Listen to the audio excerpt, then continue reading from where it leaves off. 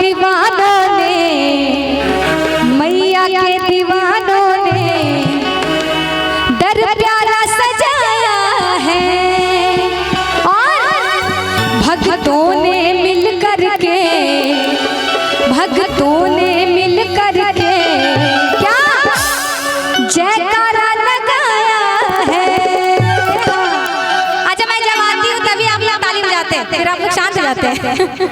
ऐसे मत कीजिए, कंजूसी मत कीजिए, क्योंकि ये मौका बार बार नहीं मिलेगा ताली बजाने का, झूमने का, नाचने का। तो आइए तालियों के साथ कैसे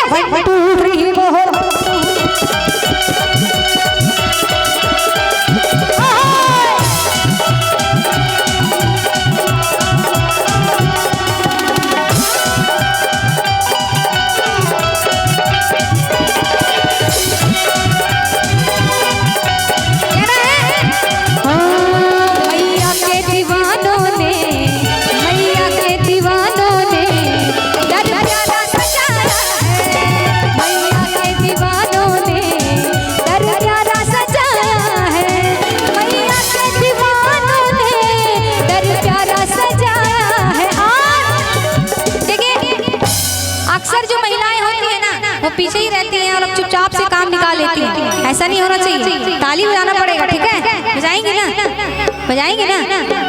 आप उनको इशारा क्या कर रही हैं? अरे बोलो ना, बोलो ना।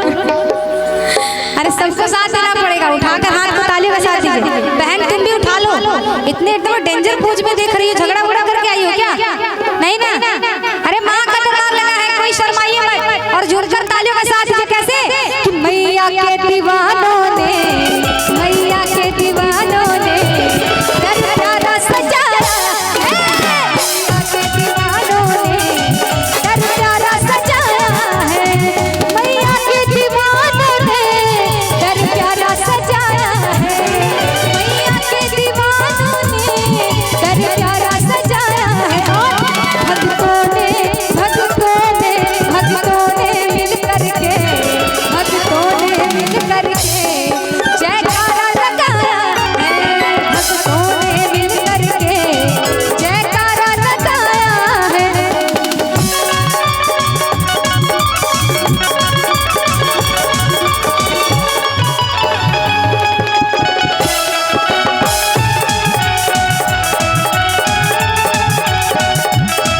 और देखिए कहना है,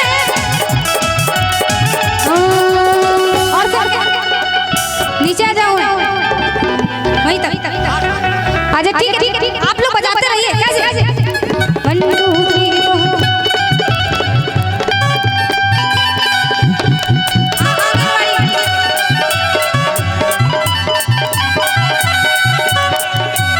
ठीक है, कोई बात जी, उठा लीजिए तालियों के साथ। कैसे? कोई माँ को फूल चढ़ाए, पीछे वाले अभी ताली बजाएंगे, हाथ खोल के। कोई लाल है चुनरी लाए, कोई लाल है चुनरी लाए, कोई लाल है चुनरी, और कोई माँ को फूल चढ़ाए, कोई लाल है चुनरी लाए। और भक्तों ने, भक्तों ने, भक्तों ने मिल करके, भक्तों ने मिल करके। देखिए कुछ माता बहनें पीछे भी हैं, एक बार आप लोग भी अपनी हाजिरी लगा दीजिए, हाथों को उठाकर दोनों हाथ, और ऐसी ताली बजे कि लगे माँ का दरबार सजा है। ठीक है, दोनों हाथ ऐसे उठाइए ताली के साथ। जी जी जी, धन्यवाद बाबू। जय हो। और है तो जल्दी जल्दी दे दो, और भी है। हो गया ना? बहुत बहुत धन्यवाद। अमन नाम है इसका, अमन, बहुत बहुत धन्यवाद। तालियों के साथ।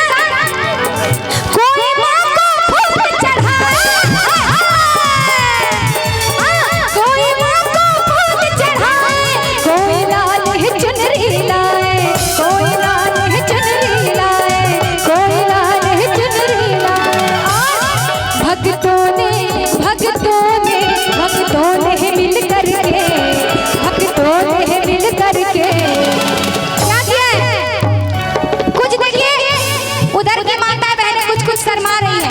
कहना है 1 मिनट भैया, सुनिए। म्यूजिशियंस रुकेंगे। थोड़ा मेजर पकड़ लीजिएगा, मेजर। कि अरे नया नहीं हर अभी कन्या बड़ ताली उड़े।